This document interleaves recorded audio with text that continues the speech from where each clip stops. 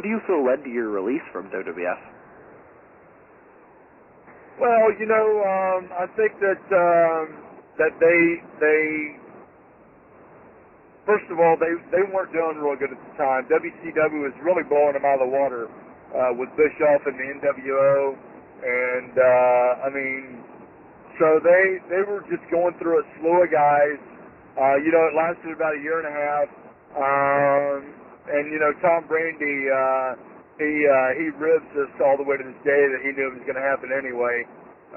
But look, let's face it, we were basically glorified jobbers on the road for those guys. We would put guys over on Monday Night Raw, and then on Tuesday Night SmackDown they would put us over. We basically had our run there. They were tired of showing up on the road and booking guys to come in that they weren't aware of what they looked like. And a lot of times these guys would show up and they just didn't really look like athletes, but they were kind of forced to use them in a way because they'd already had them booked, they'd already paid for their trains to come in, and of course, Vince, he probably could have just paid them and left them off TV. But they knew what they had when they brought in Salvatore Sincere, the Pug, T.L. Hopper, the Goon, and Who, and Freddie Joe Floyd. They knew our talent. They knew, I'm going to tell you what they had us for. They used guys like us that knew how to work to get their guys over that really didn't know how to work that well. Now, there was a few times we worked with guys that knew how to work. For instance, Triple H and, Bradshaw and I started out together in Texas, but we really went in there because they knew the kind of talent that they had on their TV crew every Monday night. So we were already labeled for what they needed from the get-go. So we were just kind of wrapped up after about a year and a half. As you well know, we all kind of faded out at the same time, and we extended our run there. Are you surprised by Triple H's success in the business? No, I'm not, man. Triple H and I, we got along real well there, and he was always a good piece of talent, and he does,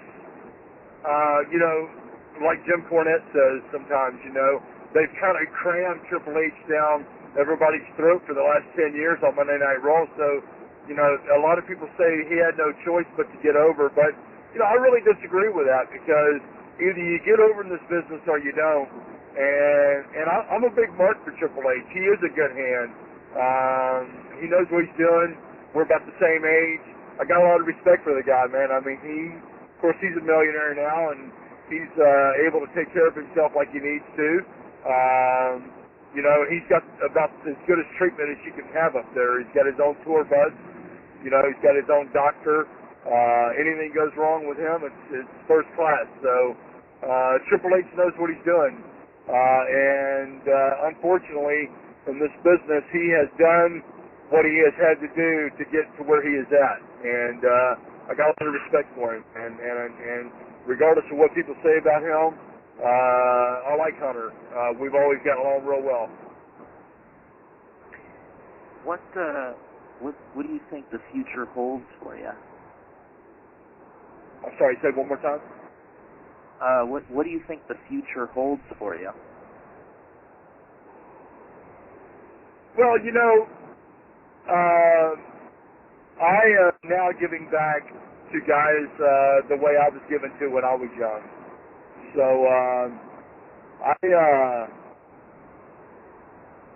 I'm driving down the road here. I'm wondering if I passed the exit. Let me get back on track here. I think that what I can do now is give back to some of these younger guys what I was given to, because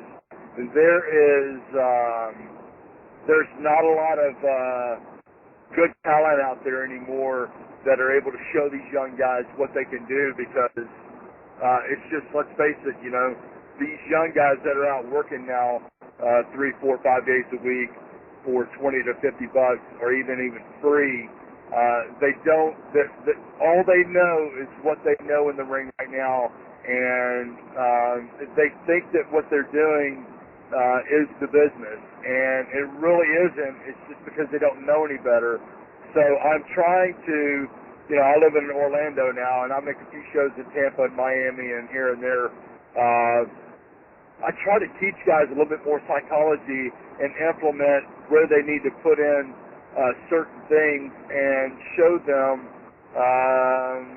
give them a little bit of what I was given to in my younger years and what I've learned over the years. So, because, let's face it, there's some good talent out there that really needs guidance and direction, but there's not a lot of people out there that really takes the time to do that anymore, unless they're running a school and making money off these guys. I really feel like I felt led to start a school up. I think I'd run a phenomenal school, but I haven't gotten to that point yet. But that's the future for me, is to really just give back to what the guys gave me in the business as I was growing up. And that's just giving back to this business, that's what Michael Hayes did to me. That's what Al Perez did to me. That's what the Von Erichs did to me. That's what Skandar Akbar did to me. And so I just got a certain amount of respect for this business, and I feel obligated to do the same thing. And that's where my heart's at. Awesome. Is there anything you'd like to plug to our listeners, like your website or anything? Well, you can go to alexpourteau.com. I've got, a lot of my international stuff on there, and, of course, my career, and I've got a personal page on there. I do want to say that I've really enjoyed my career. It has been phenomenal. I never really made a ton of money, and the good money that I did make in Japan and WWF, like anyone else, you make good money, but you also spend that good money too. So, let's see. I think it's been phenomenal.